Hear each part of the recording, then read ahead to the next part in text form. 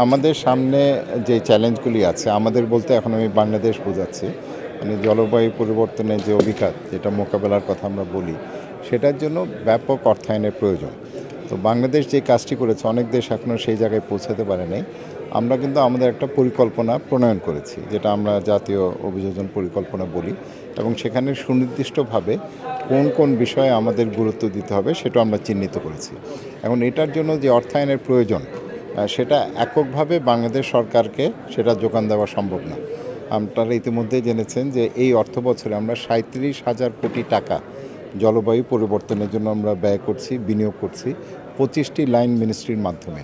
তো এই যে আমাদের যে বর্তমান যে চাহিদা আছে, যে প্রতি বছর আমাদের কিন্তু আপনার $8.5 বিলিয়ন দরকার, $8 বিলিয়ন প্রয়োজন।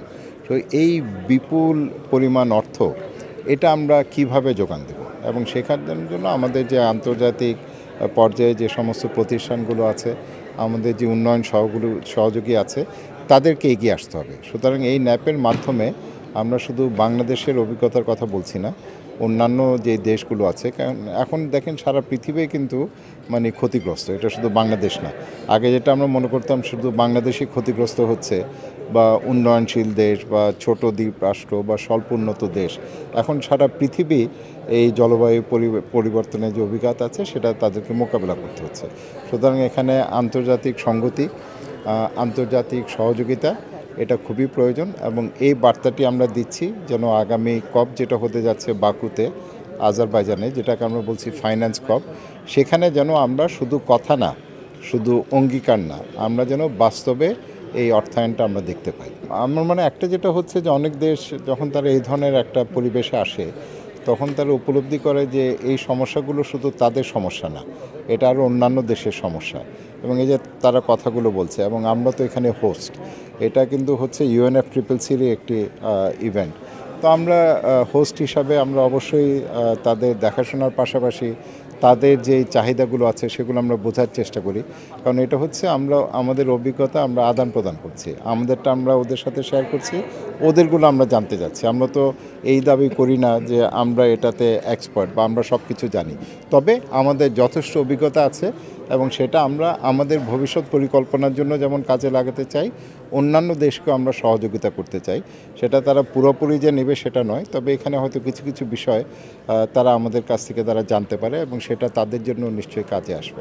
আমাদের মাননীয় প্রধানমন্ত্রী এসছেন, এটা আমাদের জন্য অনেক বড় একটা প্রাপ্তি, এবং উনি যে পরিমাণ সময় দিয়েছেন, শুধু আপনার তার বক্তব্য না, পরবর্তীতে এখানে যেহেতু এটা একটা এক্সপোজিশন, অনেকেই একটা তাদের স্টল দিয়েছে, তারা কি কাজ করছে সেগুলো তারা দেখাচ্ছে। তিনি প্রতিটি স্টলে গিয়েছেন এবং জানার চেষ্টা করেছেন বাংলাদেশের যে স্টলগুলো আছে, বিদেশের যেগুলো আছে। UNFCCCর নেতৃবৃন্দের সাথে উনি একেবারে খোলা মনে আলাপ করেছেন, এবং যেটা কথা ছিল হয়তো মাত্র 1 ঘন্টা সময় দিবেন, তার দ্বিগুণেরও বেশি সময় উনি দিয়েছেন। তো তার প্রতিও আমরা অবশ্যই কৃতজ্ঞ। As you know, ADB has been a long trusted partner of the government in development. And as we have heard today, climate change is the next agenda of government. I think as Honorable Minister was saying, development going forward has to be seen from the lens of climate change, given the challenge faced by Bangladesh. So as government development partners, we adjust ourselves to support the government to deliver this agenda better.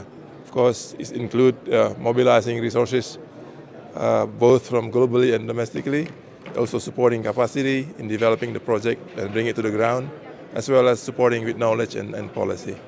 Of course, the way I see it, the event has been very successful. The quality of the dialogue and so on has been top class, and I'm really glad to be here, and I'm really glad to be supporting the government in this agenda also.